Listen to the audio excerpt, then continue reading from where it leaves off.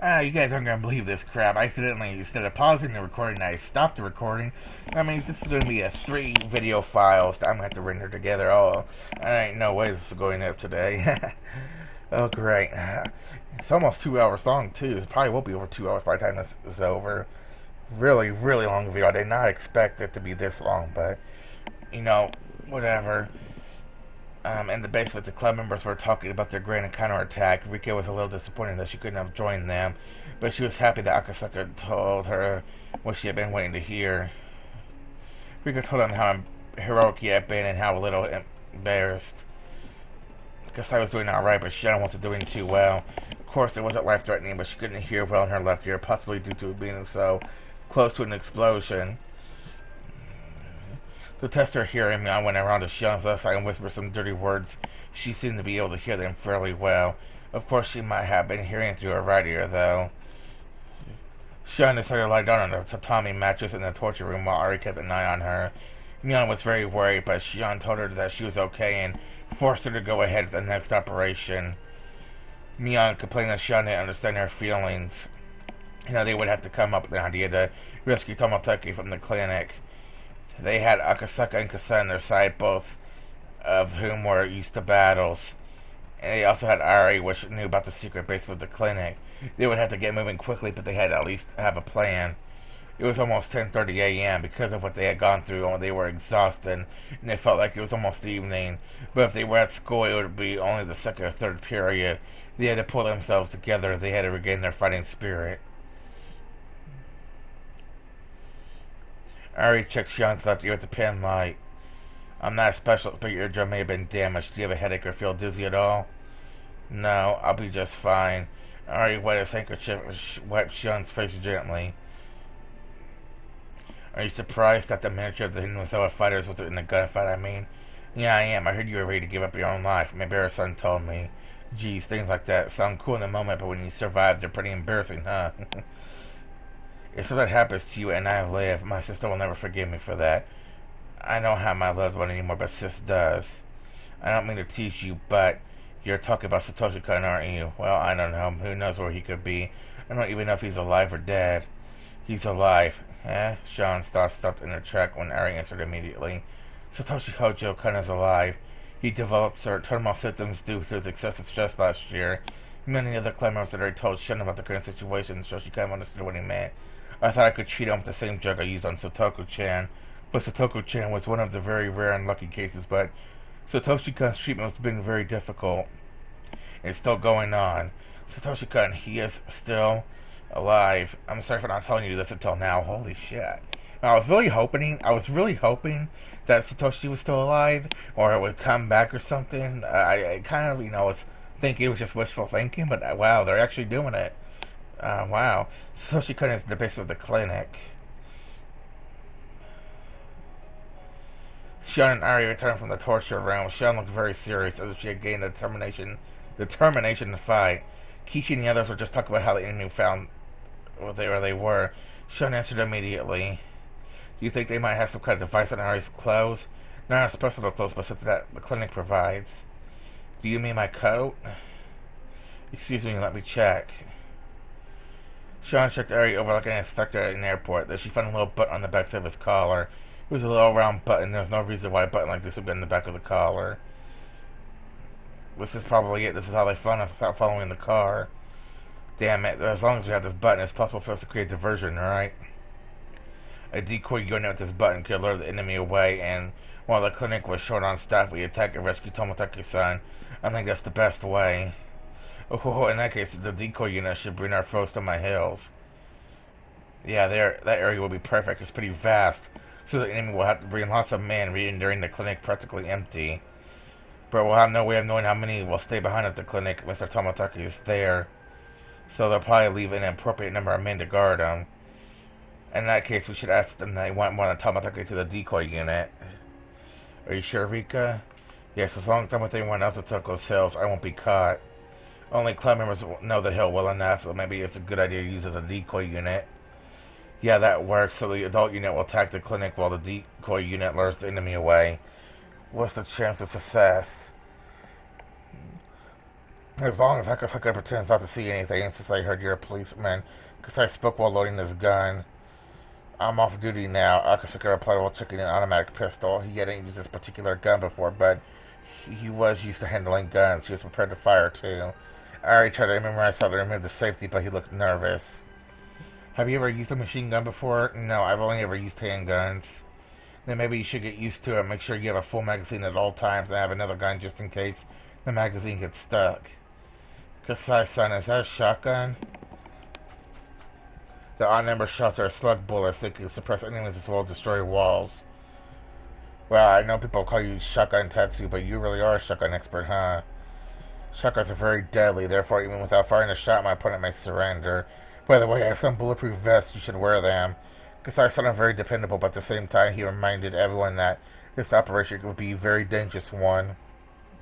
It wasn't a simple fistfight, even a veteran soldier could die in a gun battle. There's always a chance of death regardless of how well trained you are. In fact, Kasai and Akasaka were the only people who could be depended on. Kasai talked Ari out of carrying a gun because it might be dangerous for him to have one. Someone could get injured by friendly fire. Mia suggested that maybe there should be more people on the team, but both Kasai and Akasaka refused because those who couldn't even handle guns all end up as dead weight. Well, then I have to go, huh? We lack firepower. I'll bring my engram to support you. But are you okay, Sean? How's your ear? Oh, it's all better now. I'm back to normal. Sorry to make you worry. Shion, what did I just say? Eh? Of course. I heard it. Mian had tricked her. Mian didn't say anything. Shion still couldn't hear out of her left ear. Shion, it's too dangerous. To be honest with you, you shouldn't be even in the decoy unit. You should just hide somewhere. Sis, listen, I know I have a reason why I have to go to the clinic, but if I mention it, Stoko is going to want to come too, but she just can't. There will be an indoor fight, the enemy will fire at us. Do you mean? Mian sensed she says the reason why Shion had to go to the clinic. That's why she didn't say anything more. If she was in Shion's position, she would go even if neither of her ears could hear. It's too dangerous, Shion-chan. Please take it over. Satoko, Shion will join the rescue unit. Satoko, the decoy unit, is counting on you. Concentrate on your job. Shi-chan. You know, right? When I said, you know, I'm not planning to die. Yeah, I do. Determined girls could never die. That's right. Even if they kill me, I won't die. Shion and Rena give each other a high five. Okay, then it's decided. Let's get moving. I'll take the button. Here you are. Good luck, Rikushama. You too, You believe strongly in a miracle. Now it's going to happen. Therefore, this is a chance that God's given you. I think there are days where I didn't believe it. I didn't think someone ever admonished me for that. It's difficult to keep believing, isn't it? But you believed. You regretted not believing, so you believe. So please cherish this day. Your strong will brought about the day, and you will longer have to suffer what you've been suffering up until now. Okay, hey, are you my sister's new friend? I don't know your name, but thank you. Yeah, I think it'll go well. Of course it'll go well, or you're sure someone guarantees it.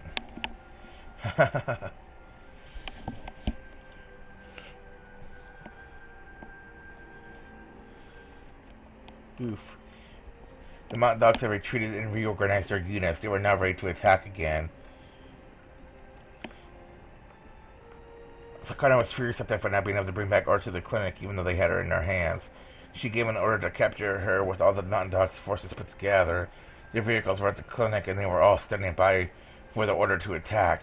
Sakana wasn't the only one who was furious. Okonogi was angry at her. The rookie policeman from 5 years ago had grown, and he even made Okonogi yield. He couldn't accept that he was defeated, so he was bent on revenge. That's why the reason why the order to attack was held up, because their signal from the transmission device on Ari was momentarily interrupted. They interpreted it to mean that Ari had gone even further down to the basement. The mountain dogs assumed that the club members would go even further underground to try to escape by using some kind of secret passageway. That passageway couldn't be that long, because they had to come up to the surface eventually. The mountain dogs were planning to catch them as soon as they surfaced. The villagers were too busy with finishing setup for the festival, so they had no idea what was going on. By this time, the mountain dogs had shut down the telephone network. They were afraid the club members would call the police. The only way into the town was being washed by the blockade unit, so the club members couldn't escape that way. R and her friends had to come up to the surface. They couldn't be thinking of staying underground until things settled down. Their lifeline, Tomotaki, was in captivity. They couldn't be stupid enough to think of attacking the clinic to rescue him. More than likely, they would try to escape from the village on foot. They would probably call the police to help them. The patrol unit had several cars driving around the village, their eyes peeled for the signal of the transmitter or those on the run. It was time to wait patiently. The battle had returned to the starting point, and the balance of the power was even... That's what? Oh, it was even again. Scheduled report from Skylar 2, all clear. They can't stay quiet for that long. We have to be patient. They'll turn up. By the way, where's the princess? I believe she's interrogating First Lieutenant Tomotage. She's trying to talk to him into joining our side. At that point, that may be the only way to settle matters peacefully. Good thing we captured him alive. With the princess gone and no phone calls from Tokyo, I can finally enjoy this cool air-conditioned breeze. Commander, there's a radio call from Tokyo. It's Nomura-san. And it's for you, not for the Major. Good grief, if the phone's no good, they'll use the radio, huh? Well, I wonder what the Queen of Tokyo wants from me now.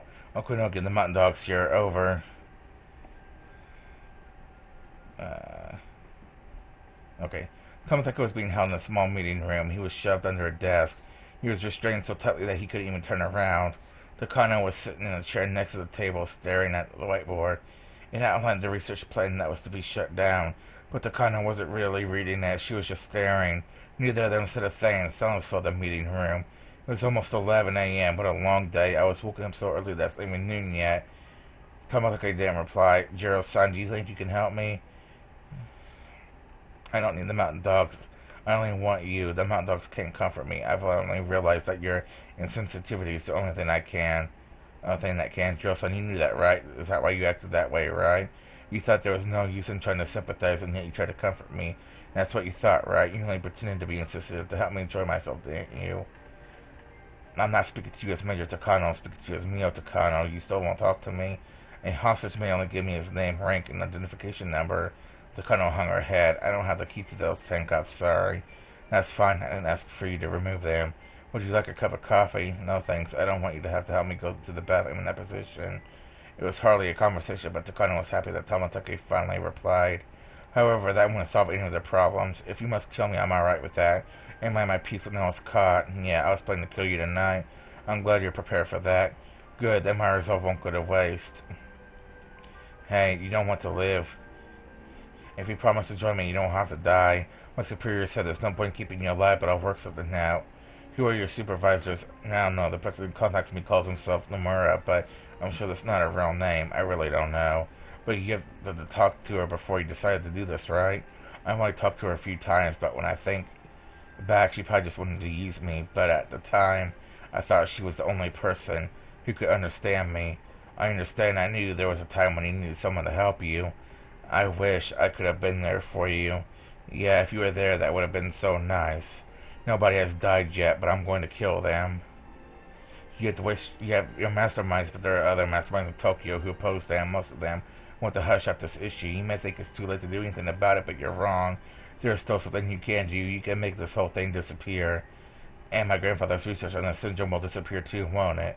Takano-san, what do you want to happen? Takano closed her eyes for a bit while she came up with an answer. Her grandfather's research had been insulted. She wanted those with the higher positions of authority to take it seriously. Nomura could make it happen. When the final operation was enacted, the higher-ups of the country would have to read the article, and that would have to be believed in what's in it. They all authorized the execution of the emergency manual, and yes, that would create an irreversible disaster, but at the same time, the disaster would prove that her grandfather's article had merit. Will you be satisfied with that? Sure, I'll be satisfied. That is the purpose of my life. I asked you before, you're going to disappear after this operation, aren't you? Mio Takano's purpose will be fulfilled, and she'll vanish from the face of the earth. Your return to be Mio Tanashi. Miyoko Tanashi. That's your real name, isn't it? How long has it been since she started that name? Takano closed her eyes slightly.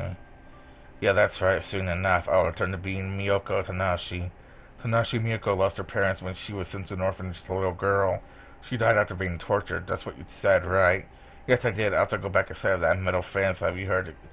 Have you experienced like that, Jiro-san? Takano told Tomotaki about her horrible experiences, which was simply unimaginable for normal people. I am going to return to that place, and this time grandfather won't come help me, so I'll die. If I was dead, I wouldn't exist here. If I wasn't here, then there wouldn't be an Iron Institute. I wouldn't be stuck living out such a bizarre fate. You're planning to die, aren't you? I was supposed to be rewarded after the operation, but I don't believe that. I might be suddenly killed one day. Don't you have someone who you can trust? My clients are just clients. They're not my allies, but the mountain dogs are. I pay them more than enough, but you can't truly trust them, can you? They are my allies. They're caught you, and they're trying to catch R and her friends as we speak. They're helping me. But that's not the kind of ally you need right now. You're right. They aren't the kind of ally I need right now. Takano paused. She paused because Tomotage has just said exactly what she'd been thinking. Since the day Tomotage disappeared, she'd been feeling restless. Takano had to admit that she needed Tomotage. Jiro's son, I paid them out a few $100 million yen to be on my side. I have a little more than $100 million left. How much do I need to pay you? You should think about how much it really costs to get what you truly want. That's a rather pretentious thing to say in this situation. You want me to say something I can't buy with money, right? Well, you give up. You may be able to tame the mountain dogs to money, but that won't work with me. But I want you on my side if you want. I'll give you everything, not just money. You can do whatever you want to do with me. If you want me to lick your shoes, I will. Isn't that enough? Tomotage didn't reply. It wasn't information by silence, but a signal that Takano had already told her everything he meant to say, and the most saddening form of silence for her. I'll make you breakfast every morning. I'll show you up before you. When we meet, I'll never make you wait just to test you. Isn't that enough? Jiro's son, Tomotage didn't say a word. He couldn't see her face under the desk, but he could sense it. This wasn't the time to say anything to her. Remain silent was the only thing he could do. Suddenly the phone rang. Takano sniffled and once he picked it up. This is Takano, I see. Understood. I'll be right there. Takano stood up as she put the phone down. The mountain dogs found R. We found R's signal too. They must already know their roads are closed and trying to escape through the mountains on foot. It won't be easy to hunt them down there, but we're actually at an advantage since there's nobody else around. See, Jiro son, I think this will be our final conversation. I wish I could have heard you say something at the end of it all. And still Tomotage stayed silent. Takano ran out of the room. She didn't look like she was hurrying back to work.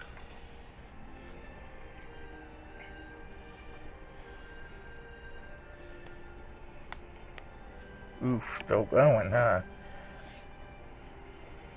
It appears that they have came out above the ground in the mountains. They might have tried to get some help from the villagers, but a patrol vehicle found R and some of our friends started telling them for a time R and our transmitter were operating separately, but they rejoined at the mountains on the map. Are you saying they split up and they met back? They must have planned their escape route, I guess. I'm sure they're confident that they know their way around the mountains well enough. If there are too many trees or if the bushes are too high or weapons won't work as well as they should. That's what the credit guy would think, at least. Okanogi was determined to catch them this time. He kept saying how he was simply caught off guard before. They can't escape this time. We must catch them before they get to Okonomiya.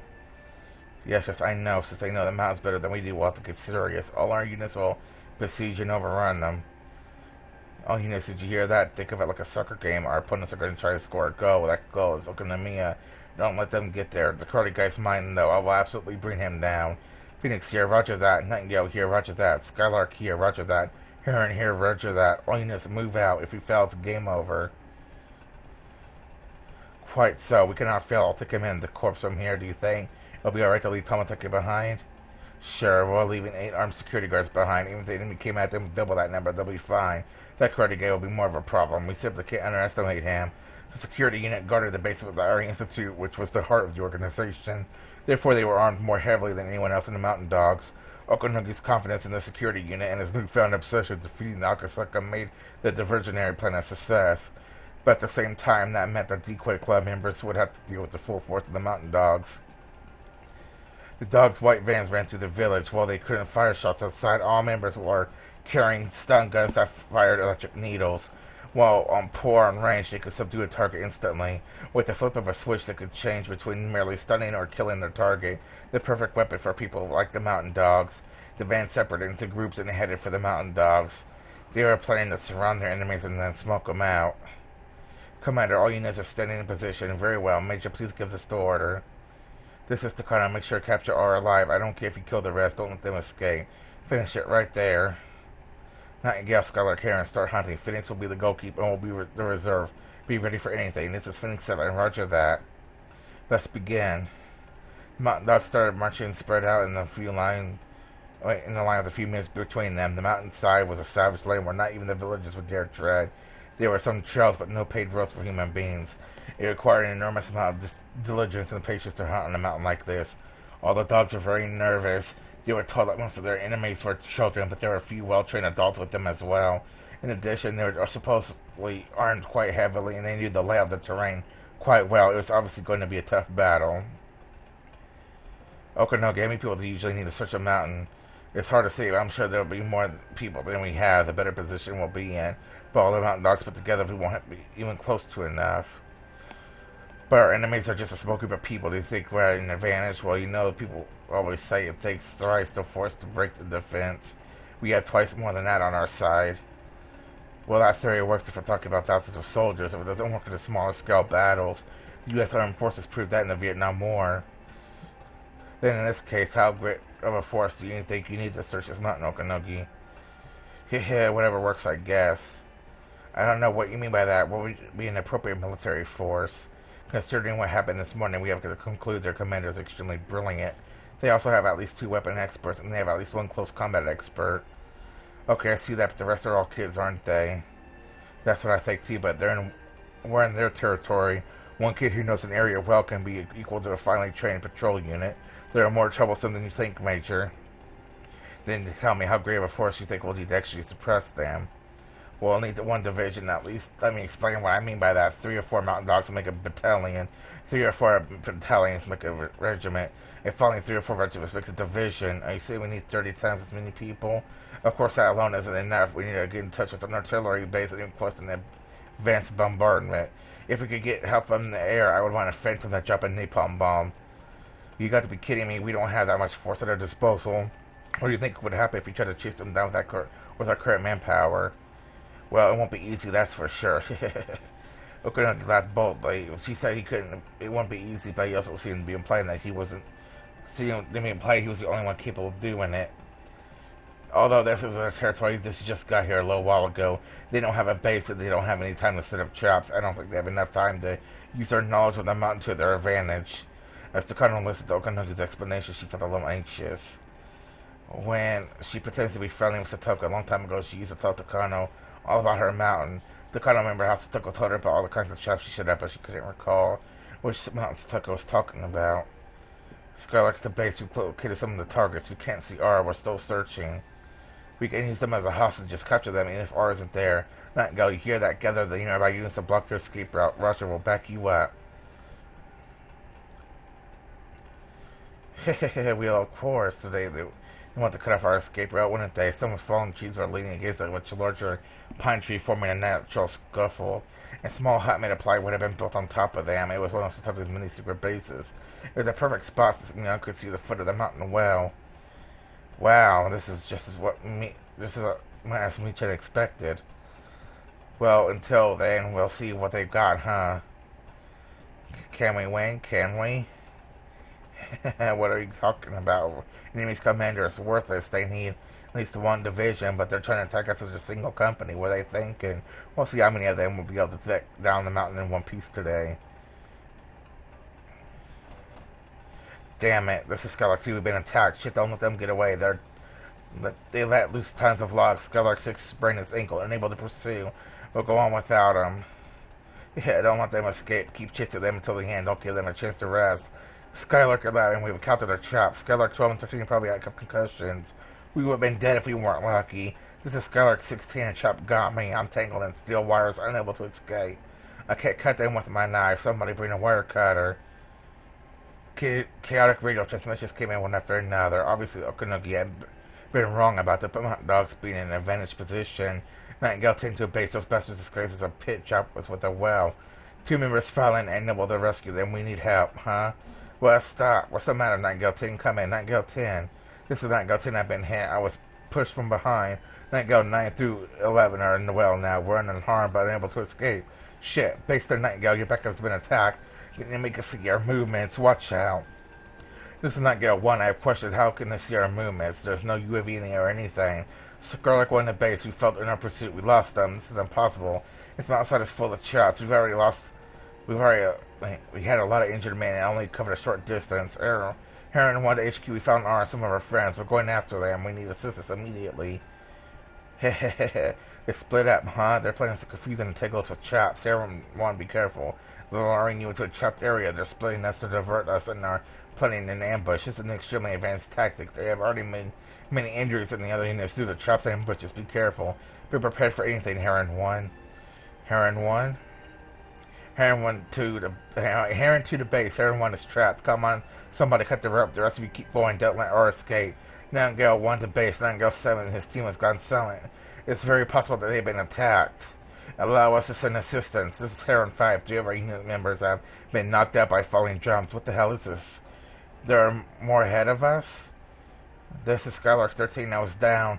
There's more. There's one of them now. I'll chase them down. Damn it, I'm going to get you. Stop, Skylark 13. You can't take them down by yourself. Oh, come out wherever you are. Come on this way. Damn, kid. Wait, right there. Skylark 13 would chase Satoka with an enraged snarl on his face, but Satoka ran through the woods effortlessly. Small branches scratched all over his body. But he continued to chase Satoka. Satoka ran like the wind. To her, she was simply running in her own backyard. Who would get injured in a place like this? As Skylark 13 ran after her, he passed away mountain dogs who couldn't even move because the circle's chops. The more of his trap follows he saw, he wasn't sure if the girl was really after. He wasn't sure if the girl he was after was really a girl. She was just something that looked like one. He reached an area where logs stacked up to the piles, and it seemed like trees in the area were being chopped down. It was a rather strange scene. On his way here, Skylark 13 saw a member from a different unit hanging upside down from a tree, and he also saw feet sticking out of a pitfall. There was a member whose foot was tied to a root of a tree with a device that looked like a pair of handcuffs. He reached this area after seeing all of them. He suddenly started sweating all over his body, for Skylark 13 realized that he had been lured into a trap. He had been caught in a snare. She had tricked him. The girl was standing in the middle of the open area, calmly balancing on a stump. She was simply looking at him. He thought he was trying to lure me in. This is Skylark 13. I chased one of them to an open field. I'll catch her. I'll get her. This is not Girl 7. I'm the one hanging behind you. This isn't a girl. That's a demon. If you chase her, you end up in hell. But it's Skylark 13. That's enough. Wait for assistance. Some nearby members are on their way. Doesn't matter, huh? If you want to catch me, you need to step forward about 10 meters. It was only 10 meters. If you walk 10 meters, you could catch that pretty little girl. How many steps did he get to take to walk 10 meters? It took 10 steps to walk 10 meters, and that might do it, but even 10 more chances of stepping on the trap. But it was only 10 steps. You could catch her after taking just 10 steps. Well, if you really want to catch her, then why not take your first step? Come on. Shit. He's obviously going to take its first step. That area with the weeds looks suspicious, but the bare ground looks suspicious too. What if he jumped onto a tree stump? No. Well, this is what she wanted him to do. Crow's foot was ripping off Skylark 13's body. He only needed to take 10 steps. So why is she so nervous about taking this first one? Skylark 13, from what I could see, the tree stumps look okay. You can jump on them. Don't, Skylark 13. This is not in Ch.8, the one tied to the tree root. The tree stumps must be traps. There are too many stumps there, and it's just too suspicious. Can you hear me, Skylark 13? Go into any of the bushes. It's dangerous. Don't step on the weeds. The open ground is dangerous, too. Shit. Then where should I step? Do you want me to fly? What on earth are you doing? I'm going bored waiting for you. This is not Gal 9, the one who's tied up. My head is being patted by one of the targets. She says that's a trap field. Supposedly that girl's magnum opus is set up there. You should be extra careful. You gotta be kidding me. Did she say a magnum opus? What does it mean by magnum opus? Then what the hell about the other chaps? Weren't they magnum opus? We mountain dogs are professionals. We're paid to engage in battle. Yet this little girl's playing us like fools. Can we not beat her? Can we not beat this old brat? That's supposed to be a bluff. How is it possible for a chap to exist that's worse than what I've seen so far? That's a bluff. It's gotta be a bluff. No, I'm definitely going to get her. Sharks at my right foot or my left. This girl suddenly lifted her hand and thrust at me. Is she trying to tell me to stop? 5 steps, what? If you can take 5 steps without stepping on the shop, you win. I see, you're confident, aren't you? I'll take 5 steps safely. What are you going to do? Let's see, I'll admit my loss and surrender. How about that? My brain is as sharp as ever today. I'll get you before you take your 5th step. Stupid fucking kid.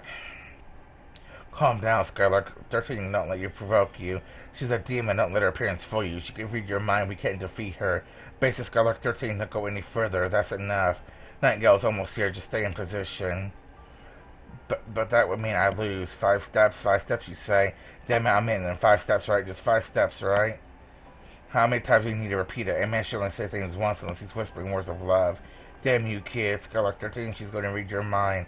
Calm down, that's right, I'm Scarlet 13. I'm cool-headed just like Golgo, so I need to keep a level-headed and think, right? She's already onto my thoughts. She can see how I'll have to think if I have to take 5 steps towards her. What do you mean by that? This is what it means. I won't go forward, I'll take 5 steps backwards.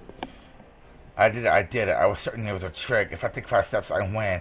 She didn't say to move forward. I could go backwards, too. And that's why you're done with those 5 steps.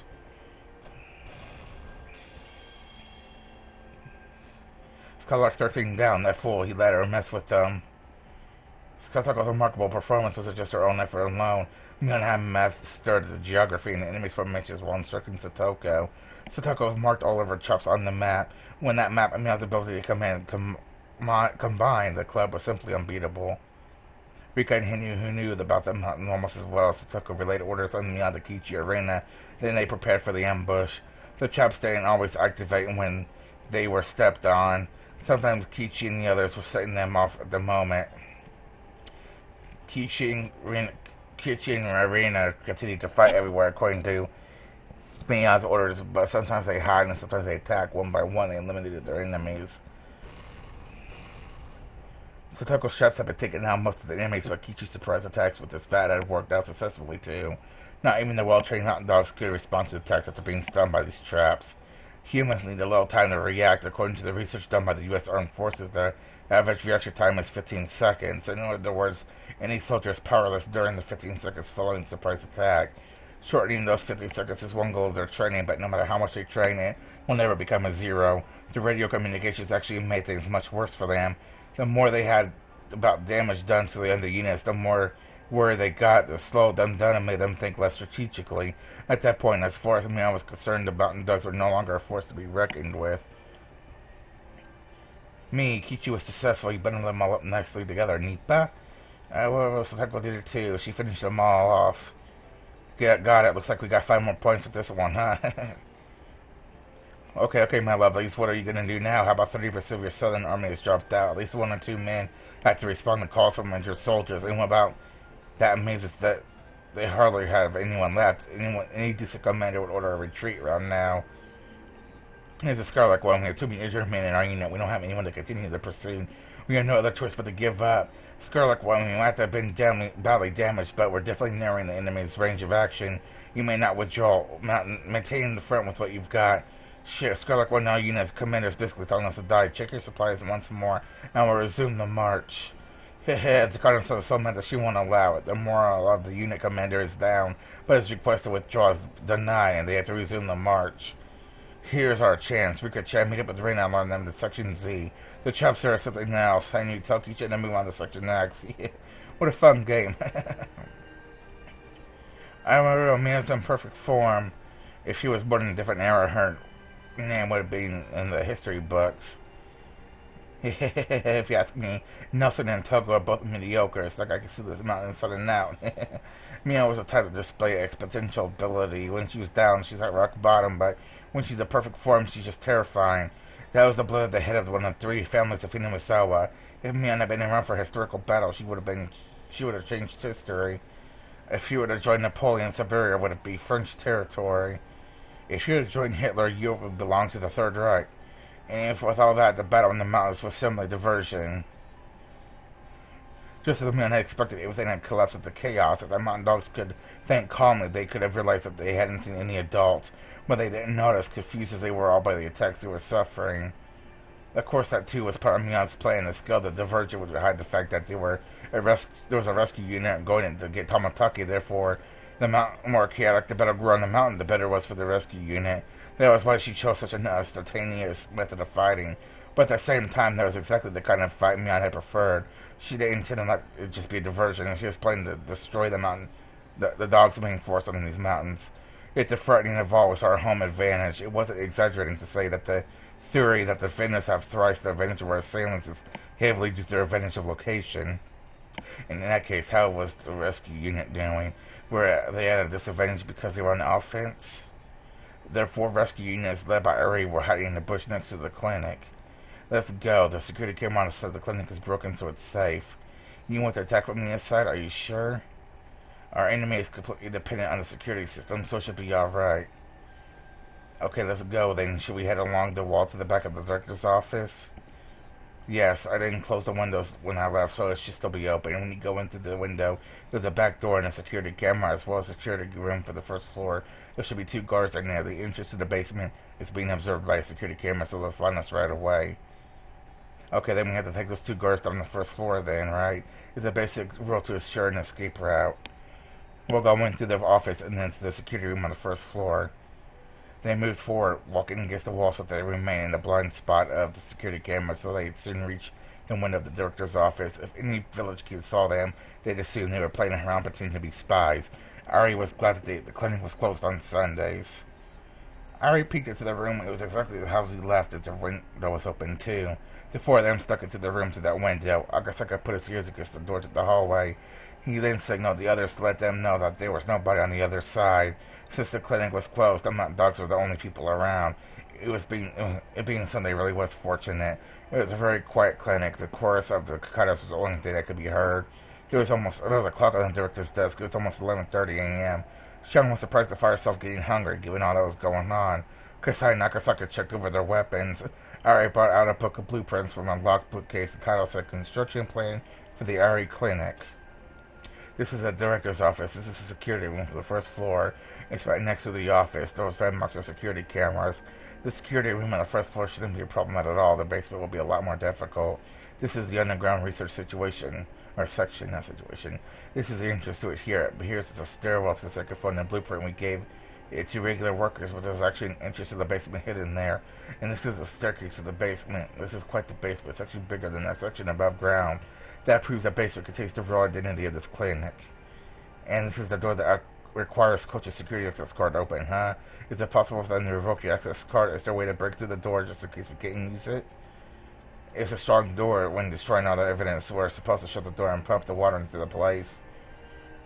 So it's an airproof door, huh? If we can't endure that much water pressure, then it must be strong. So there must be no other way than by using the access card. It's possible to block the individual cards, but the special cards that the Kano and I have are special ones for commissioned officers. These special cards require an 8-digit password set by the owner, so in practice they can't block my card. In other words, they don't expect commissioned officers to use them with ill intent, right? But if that doesn't work, we'll have the guards in the security room on the first floor open it. Their cards should work fine. I doubt they'll let us use their cards, though. If they don't want the help, all we need is a card and a finger, right? I'd rather not do that. Let's just hope my card works. Where's the security room for the basement? Okay, guys, I'm going to check something real quick. Actually, guys, I didn't notice that. Actually, it's probably lasted so long. I'm actually going to end the video here. I didn't want to thank you guys for watching. I'll get back to it as soon as possible. I thought there was going to be another stopping point, but no, we're actually near the end. So yeah, thanks for watching, guys. I needed to take a break anyway. It's been almost 3 hours and my throat hurts. Thanks for watching, guys.